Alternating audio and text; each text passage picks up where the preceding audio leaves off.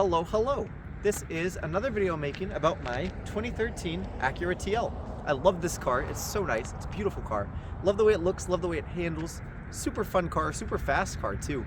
And trust me, if you have this, a lot of people are gonna start trying to race you and like rev up next to you at like a red light or even on the highway at like a rolling type of thing. They're always, looking at the car, like all the enthusiasts, and just like, hey, let's go, let's see how fast it is, all kinds of stuff. It's fun. It's a fun car. I don't recommend racing. But I'm just saying, a lot of people will try to do that when you're in the car. Anyways, some modifications I've done to the car. So I like this car a lot. It's super easy to mod. There's some aftermarket support. I won't say there's the most in the world. I think BMWs have a ton of aftermarket support. But there's still a pretty decent amount for these cars, depending if you get the V6 3.5 liter or the V6 3.7 liter, the manual, the automatic. This is the automatic. And if you're looking for a J-pipe, it is dang near impossible. I've been looking everywhere, can't find the J-pipe. I was looking for endless RPM and RV6, looking to buy one. Can't find them anywhere. They're sold out everywhere. I don't even know if they make them anymore at this point. But yeah, so the mods that I've done to my car at this point, I'll start with the easiest stuff. So the LEDs. So I changed out all of the lights in the car with LEDs. So the dome lights in the front seat and back seat, when I got the car, by default, already had LEDs. So I didn't have to do anything with that, which is really nice. But there are a lot of lights throughout the car. So in the trunk, there was a light, I believe, on the left side. So I replaced that with LED. I replaced the daytime running lights with LED, the low beam, high beam with LED, the fog lights with LED, and the turn signals with LED. Also in the car, in the glove compartment, in the far back area, there's like a little white notch. That is actually for a light, and I replaced that with an LED. So then in the glove compartment on the left side, there's an LED as well. So I replaced that one. I'm trying to think what other places there were LEDs at. Oh, under the passenger and the driver door, under both of them is a puddle light. And I replaced those with LEDs as well. I've seen some people replace them with the Acura logo LEDs. Those are kind of cool too.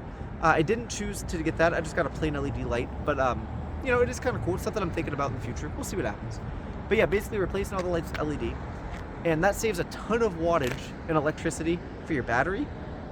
And it's really good because it kind of frees up a little bit of horsepower. Now you're not going to get like 17 or 100 or anything like that horsepower, but you might get like 0.3, maybe 1 horsepower extra because the car's just not working as hard to get the electricity output, because you're thinking the old lights, they were using like hundreds of watts. Like I think when I asked GPT before, I think it was saying it was like 750 or something watts of electricity. It was a lot of electricity for everything combined. So using this saves a lot. So it frees up a little bit of horsepower, some parasitic drag, if you will. So that part's really nice. Plus it's just brighter, it's more modern. It doesn't have like that yellow amber color anymore, so it's really nice for that. Also, the vanity mirrors. I did replace the LEDs in the vanity mirrors. I don't recommend that. Every time that I open the vanity mirrors, it is so bright. I really don't feel like going back through and like replacing them again. But yeah, those are a lot brighter than I anticipated. So at nighttime, whenever you open those, if you do replace them with LED, just be especially careful. What else did I do to the car? So I did that. Obviously, engine oil changes, typical stuff. I did do a transmission fluid change. I didn't flush it, but I changed it out. I did a 3.3 by 3 change. So what that is your transmission holds a lot of fluid in the torque converter, about 70-80% of it in there. So whenever you open up your bolt and let all the transmission fluid out, a lot of it is still in the torque converter, so you're actually not replacing all of it, you're only replacing a little bit of it. So I ended up doing that. I ended up opening it up, draining everything out that was in there, and filling back up 3.3 quarts. I drove around about 10, 20, 30 miles, somewhere in that range, pulled back over, let everything cool down, did it again, drove around again for another like 10, 20, 30 miles. And then the last time, the third time, everything was good after that. And if you're going to do that, the transmission fluid change, I highly recommend it. It's really good. A lot of people's transmission seize, and they don't know why. It's because they never changed the fluid. You're supposed to change the fluid. It's like any other fluid. It degrades over time. Maybe not as fast as engine oil, but it still does degrade. So it's really cool stuff though. There's a car going by. But something else that I did too, the engine oil and the transmission fluid, both drain plugs, I ended up replacing with magnetic drain plugs that are very, very lightweight. The original ones were steel, which is great, really heavy duty, quite heavy. So, and no magnets on the engine oil one. There is one on the transmission one, but over time, heat and magnets don't really mix. It starts to lose some of the magnetism. So I ended up just ordering new ones.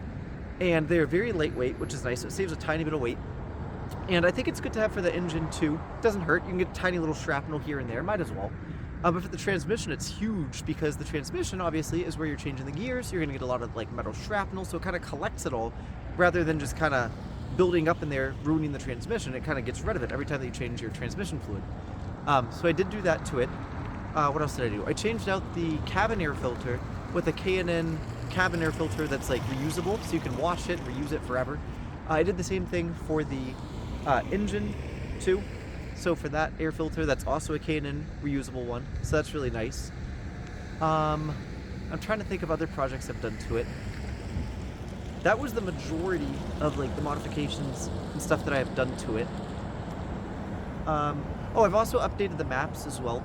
That was, I think it was like $230, I want to say, $250, something like that.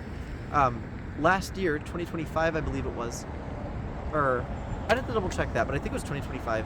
Whatever the last year was that they're making the maps, I ended up buying the maps for it, and it is connected to your VIN. So even if you buy the maps and you wanted to sell it after, you actually can't sell it after because it's hardwired into the VIN of the car. So what works in my car, if you had one right next to it, it wouldn't work in that one, which, you know, give or take. I don't love that. I'd like to be able to sell it afterwards, but, you know, it is what it is. What else did I do to it? Thinking. I was gonna replace the J-pipe with the endless RPM or an RB6 J-pipe, about 400 to 600, but again, can't find it anywhere. No one seems to sell it. I wish I could find one though. I keep looking at junkyards and on like Marketplace and stuff. One day I want to find one, but that would increase horsepower about by 10 miles per gallon by about like 1-ish. But it's just like a nice performance mod, so that's pretty fun. I'm thinking, what else have I done to it? I think that's the majority. That is the majority of the stuff that I've done to it as far as like modifications go. Like I said, I haven't done a ton. Oh, I guess I painted the calipers as well. So I took the rims off, painted the calipers red, just to give it like a really nice, cool, sporty, modern look. I think I'm gonna repaint them again. The first time around, I didn't use like a clear coat or a gloss or anything on it. It was just straight red. Some of that color a little bit has faded. So I would like to put like a shinier clear coat on top. They do have like high temperature clear coats, so that's pretty nice. I'm thinking, what else have I done to it?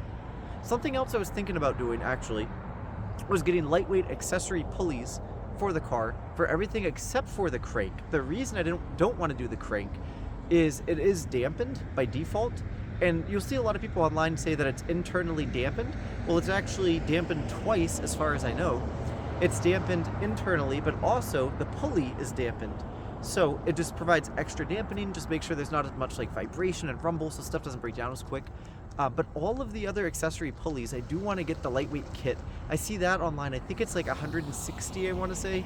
And it goes from about roughly 3 to 5 pounds per pulley down to about 1/3 of a pound per pulley, which is really nice. So it actually will spin a little bit easier. So again, it'll get rid of some parasitic drag, free up a little bit of horsepower. It'll also get rid of some weight, which is nice for miles per gallon, and for 0 to 60 slightly.